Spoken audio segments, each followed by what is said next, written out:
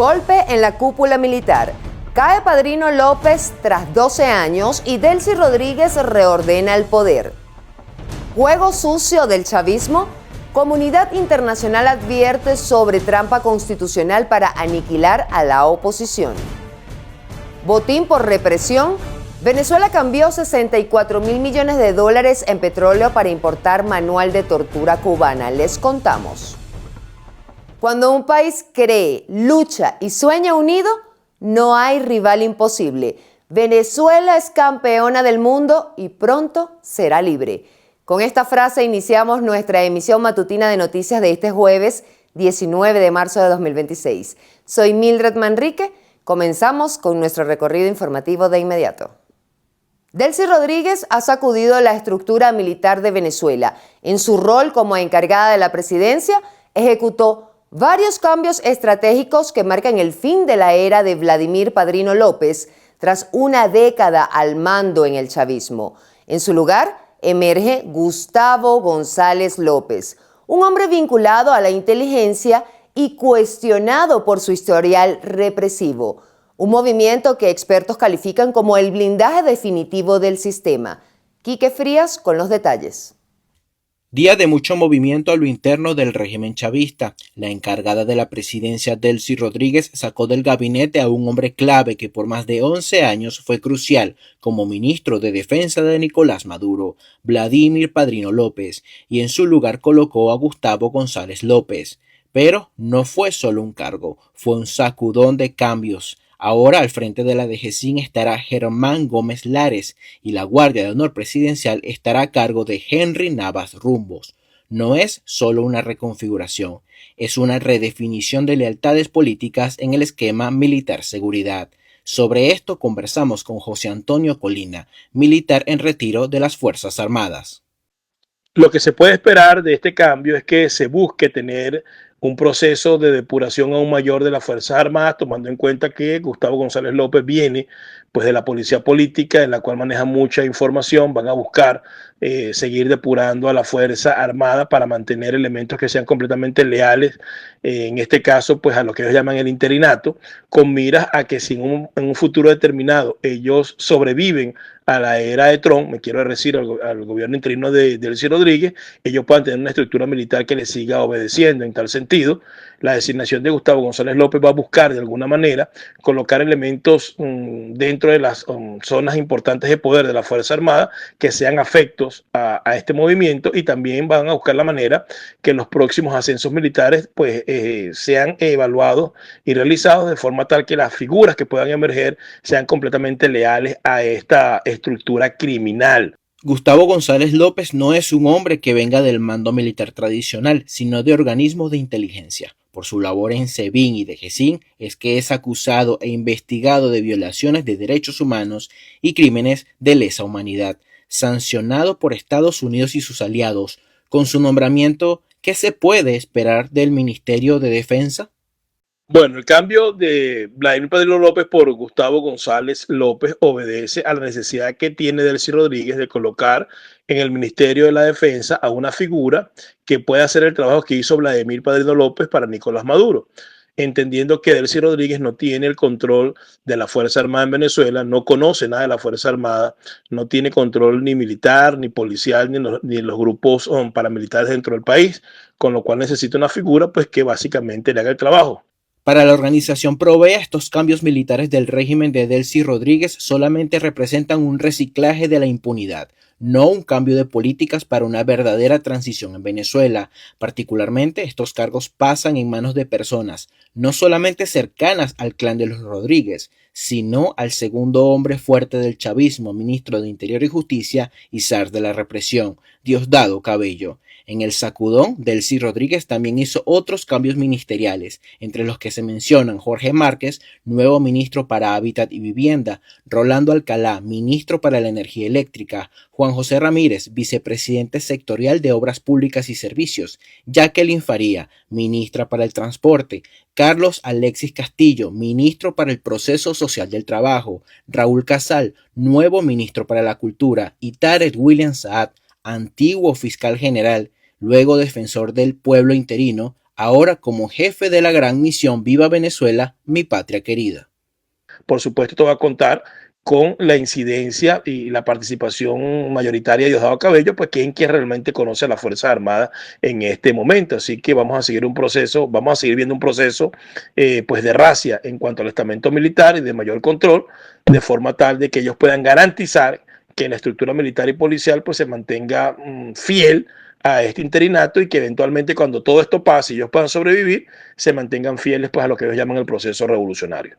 El reordenamiento de la cúpula militar ocurre en un contexto de transición política, pero también de tensión y desconfianza. Las alertas por derechos humanos vuelven a encenderse mientras el control del poder se concentra en perfiles cada vez más cuestionados. Reportó para ustedes Quique Frías. Impacto Venezuela. Conectamos con nuestra audiencia a través de la pregunta del día de Impacto Venezuela, disponible de lunes a viernes en todas nuestras plataformas digitales. La de hoy es la siguiente. Cambio histórico en Venezuela. Sale Vladimir Padrino López, pieza clave del poder militar durante 12 años. En su lugar, Gustavo González López, un hombre de inteligencia sancionado por Estados Unidos. ¿Es el fin de una era en la Fuerza Armada Nacional Bolivariana o comienza una etapa más dura? ¿Qué crees que hay detrás de estos cambios de Delcy Rodríguez? Tu opinión cuenta, escribe tu respuesta en los comentarios, te leemos en la emisión estelar. La transición en Venezuela navega entre límites constitucionales y peligrosas maniobras políticas. El Grupo IDEA advierte que el oficialismo utiliza los tiempos del proceso como un arma para desgastar a la oposición, mientras proyecta una falsa imagen de apertura.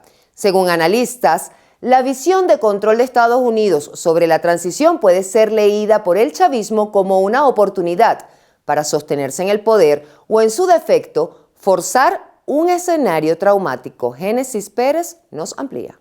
La advertencia de 30 expresidentes iberoamericanos sobre el rumbo político de Venezuela introduce un elemento inquietante en el actual proceso. La transición en curso puede estar respondiendo a incentivos distintos entre los actores involucrados. El grupo de expresidentes IDEA señala que el gobierno venezolano busca ganar tiempo para evitar un cambio político efectivo. También se configura un escenario en el que factores externos como Estados Unidos encuentran razones para respaldar una transición gradual y controlada. El pueblo venezolano es un pueblo muy golpeado y muy desilusionado. Parece que acá hay una estrategia basada no solamente en lo que dice el gobierno norteamericano, sino en lo que está haciendo. Se está avanzando como se puede. No es fácil sacarse de encima a una organización criminal transnacional que está gobernando un país o desgobernando un país. La posibilidad de evitar un colapso institucional junto con la reactivación progresiva del sector energético se alinea con intereses estratégicos vinculados al mercado internacional de hidrocarburos.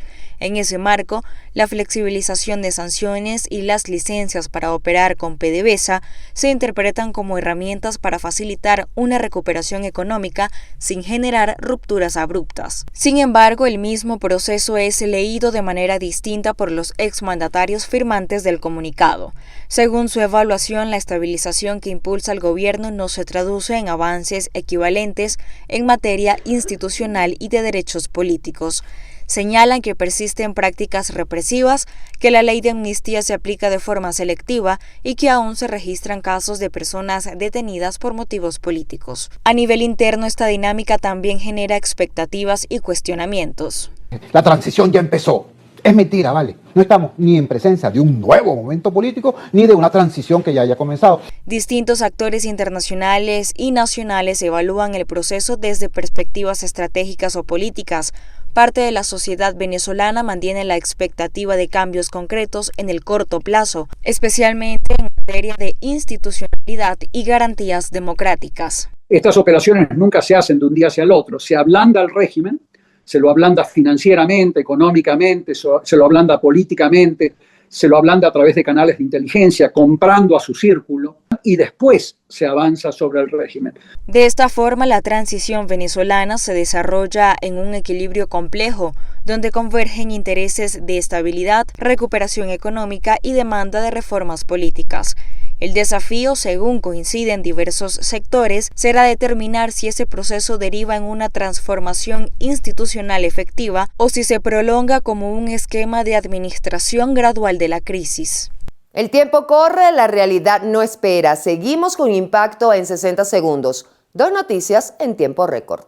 Petróleo por represión. Venezuela entregó $64.000 millones en crudo a Cuba a cambio de control político. Un informe del Centro Miranda para la Democracia presentado en la Universidad Internacional de Florida revela que Venezuela presuntamente transfirió a Cuba unos $64.000 millones en petróleo entre 1999 y 2026 a cambio de asesoría en inteligencia y seguridad.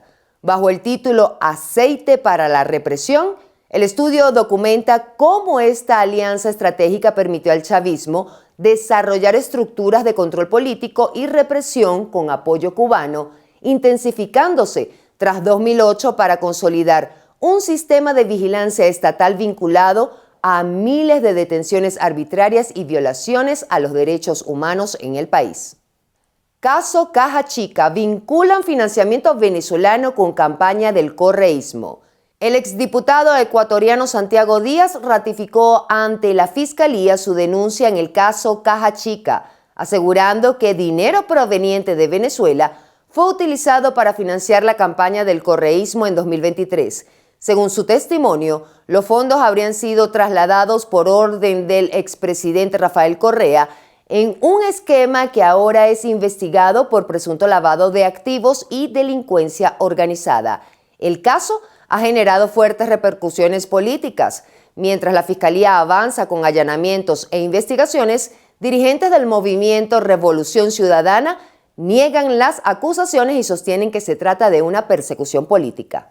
La aplicación de la ley de amnistía vuelve a sacudir la agenda política venezolana.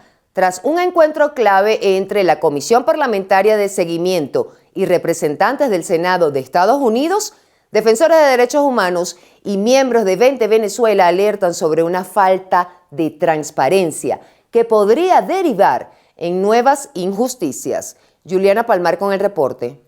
El Comité de Derechos Humanos del Partido 20 Venezuela calificó la ley de amnistía como una posible fuente documental de gran injusticia. Desde esa organización instaron a la comunidad internacional y a los organismos de derechos humanos a mantener la atención sobre el proceso, a exigir que el beneficio sea aplicado sin exclusiones ni discrecionalidad. Exhorto que se hace en paralelo a una reunión que sostuvo una delegación del Senado de Estados Unidos con la Comisión Especial de Seguimiento de la Ley de Amnistía de la Asamblea Nacional, según lo anunció la diputada Nora Bracho de Un Nuevo Tiempo. Y a mí me hubiese gustado que los senadores hablaran con los operadores y con las víctimas, es decir, con los abogados que están sufriendo las colas, tratando de que les reciban un escrito, con las madres, los familiares de los presos políticos que están todavía en vigilia frente a las cárceles, o hablen con aquellos que han presentado su solicitud y no se la han decidido o se la han negado de manera arbitraria. Yo creo que ahí está el foco de la información, que es muy difícil que obtengan una información real, una información que se pueda comparecer con la realidad a partir de una comisión que lo que ha demostrado es que se ha alineado. Sin embargo, analistas advierten que el verdadero debate no se limita al número de beneficiarios, sino a la credibilidad del proceso. Según la cifra oficial de la Comisión Especial de Seguimiento de la Ley de Amnistía, al menos 7.727 personas han sido beneficiadas, pero la ausencia de familiares de detenidos y organizaciones de derechos humanos en espacio de interlocución mundial ha generado dudas sobre si la comunidad internacional está recibiendo una visión completa de la situación, en un contexto donde la amnistía también se convierte en parte del mensaje político que el país proyecta hacia actores externos. Bueno, inicialmente se trata de una política de Estado. Creer que se iba a dictar una ley de amnistía con unos objetivos realmente de reinstitucionalización y que obrara pro libertatis, es decir, a favor de la libertad de la persona, era absolutamente ilusorio. Las leyes de amnistía no las hacen los perpetradores. En este caso, la ley de amnistía fue hecha por los perpetradores, es decir, por quienes dirigieron, condujeron, idearon una deriva autoritaria de utilizar el sistema de justicia para la persecución, la tortura y la desaparición forzada. De modo que difícilmente quienes han creado eso pueden desmontar lo que sería la negación de sí mismo. Evidentemente, hay personas que han hecho solicitud de eso. Ahora, para ver si asomo algún tipo de tubazo, nosotros estamos proponiendo que esta semana todas aquellas personas que consideren que pueden ser sujetos de la ley de amnistía y que viven en el exterior o que consideren que podrían ampararse por la ley de amnistía o por las extensiones que han hecho a través de las gestiones de la Comisión de Seguimiento, pues este es el momento para que se comuniquen por vía escrita o por vía de sus abogados ante la Comisión de Seguimiento para que sus casos puedan ser procesados. Ya tenemos. El debate ocurre mientras el presidente de la Asamblea Nacional, Jorge Rodríguez, aseguró que las personas que quienes se les niegue la amnistía podrán apelar ante los tribunales o ante la propia Comisión de Seguimiento, creada para revisar los expedientes. Además, Rodríguez sostuvo una reunión con la encargada de negocios de Washington en Caracas, Laura Dogú, en el que destacó la agenda de cooperación entre ambos países. Para Impacto Venezuela, Juliana Palmar. La presidenta encargada, Delcy Rodríguez, oficializó este 17 de marzo como el Día Nacional del Béisbol, una fecha histórica para el deporte venezolano tras la hazaña de la selección en el Clásico Mundial 2026. Los atletas, quienes enviaron el trofeo al Palacio de Miraflores como símbolo de su triunfo, podrían visitar el país próximamente. Escuchemos. Quiero también aprovechar entonces para anunciar que he decretado el día 17 de marzo, Día Nacional del Béisbol Venezolano, en homenaje a nuestras estrellas del béisbol que ayer marcaron una extraordinaria historia en la página del deporte. Cada niño en el deporte, es un niño que no está en drogas, es un niño que no está en violencia, es un niño que aprende a relacionarse en términos sanos de lo que debe ser la competencia con un adversario. Y yo quiero felicitar porque en este clásico, en esta final, hemos demostrado que desde la contienda deportiva podemos competir, que gane el mejor y que siga adelante la vida. Eso es lo que queremos en las relaciones bilaterales con el gobierno de los Estados Unidos. Y así ponemos punto y final a la emisión matutina de hoy, la ventana informativa de todos. Agradecemos su sintonía y los invitamos a mantenerse conectados con nosotros a través de www.impactovenezuela.com y @ImpactoVE en redes sociales. No olviden suscribirse a nuestro canal de YouTube, activar las notificaciones, compartir y por supuesto comentar. Que tengan un día lleno de esperanza. Nos vemos mañana.